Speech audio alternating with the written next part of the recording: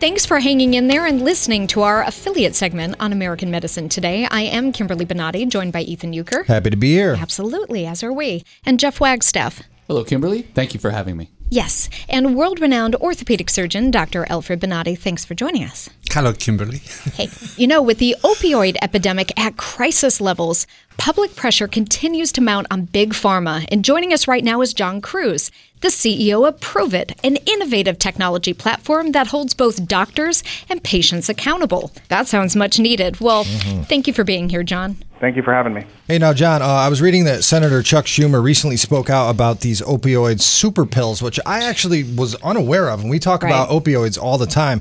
What exactly are these super pills, and kind of how many of them are out there on the streets in circulation? These super pills, generally speaking, are what's called long-acting opioids, or they're metabolized slower in some way by your body to get into your system longer, and they just have more of these opioid analgesics in it per pill to handle a stronger type of pain. Well, John, reading some of the information about Prove It, I understand this is a personal journey for you. It is. I was injured in the war in Iraq by an explosive device, and that kind of changed my trajectory in a whole lot of ways, but I'm a chronic pain patient because of it. There came a point in my pain journey that I was wondering if I was becoming an addict. I wasn't a very educated patient. I went to all the doctor's appointments. I followed everything that they said, but I noticed at one point that the pills that they were giving me, some points in a couple years I was probably over-sedated and getting too many pills, and other points in a couple years it was too little, and I didn't know if that's a sign of addiction, and I got really concerned. And then I kind of took a step back and I said, well, if I'm feeling this way, I wonder how many Americans are. And so I made an appointment with my doctor, shared everything that I'm feeling, and I was very fortunate. What I was facing wasn't addiction, it was tolerance because of the difference between different types of doctors and different types of medicines they were prescribing. So my body was getting used to that particular regimen I was on, and it wasn't going to work that way anymore. Do you think this is because doctors aren't really spending enough time with their patients and it's easier to just write a script than it is to really get to the true root cause of the problem? Every physician I've ever met has a heart to heal people, and they want to see as much of each patient as they can. But then there's this catch-22. If you spend an hour and 15 minutes training a patient, you can only see 6 or 7 patients a day. You go out of business, you can't heal any patients, and now you're not following your passion. Right. I really appreciate very much that you defend the doctors, because the real truth is that is exactly what we are. We try to do the things for the patient the best that we can.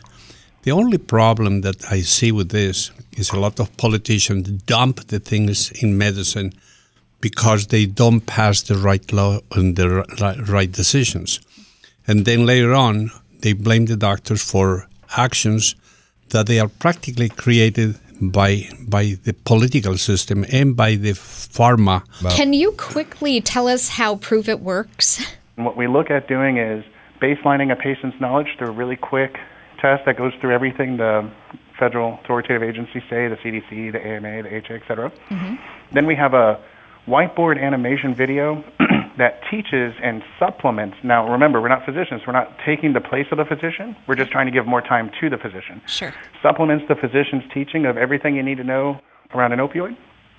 And then we reassess, and we give it another quick test, 10 questions to see what is the category of information that you're performing well on, and we think, therefore, your behaviors will change, and therefore you'll be safer. Right. And what areas does the physician need to target? And this gives us something really fantastic that's not been available before this innovation.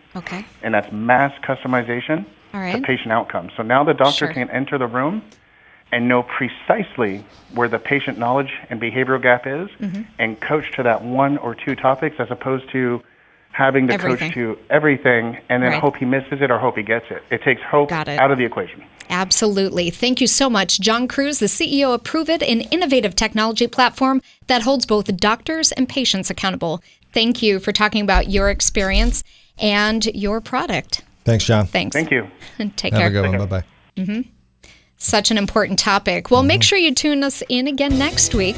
You are listening and watching American Medicine Today.